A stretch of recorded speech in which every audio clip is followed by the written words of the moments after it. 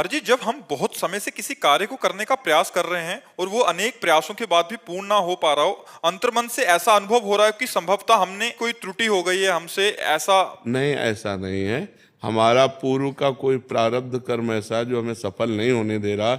हमें और भजन बढ़ाना चाहिए, नाम जप करना चाहिए, जिससे हम उस प्रारब्ध कर्म को नष्ट कर सके जो हमारी सफलता में बाधा पहुंचा रहा है। भगवान यहाँ इस बीच में भगवान को न लावे। ये हमारा कोई प्रारब्ध कर्म है जो बार बार हम सफलता के लिए प्रयास करते हैं और मुझे असफल कर देता है, तो मुझे नाम जप बढ़ाना चाहिए। नाम जप से उस प्रारब्ध को दबाकर हम सफलता को प्राप्त करें। भगवान मानो ऐसे हैं जैसे पिता ने खेती दे दिया और बीज दे दिया। अब आप क्या बोते हो? खेती आपकी, बीज आपका।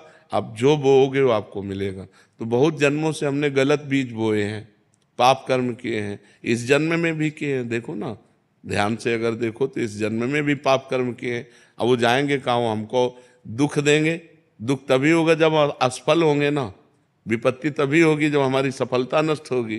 तो हमको चाहिए कि हमें इतना सुकृत एकत्रित कर लेना चाहिए कि पूर्व के पतित प्रारब्ध को हम नष्ट कर सकें, गिरे हुए प्रारब्ध को हम नष्ट कर सकें। नहीं, वो हमें नष्ट कर देगा।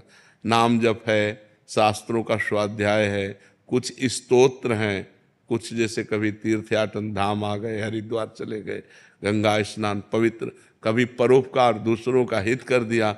इन सब पुण्यों के बल से हम पूर्व के प्रारब्ध को दबा सकते हैं और सफलता प्राप्त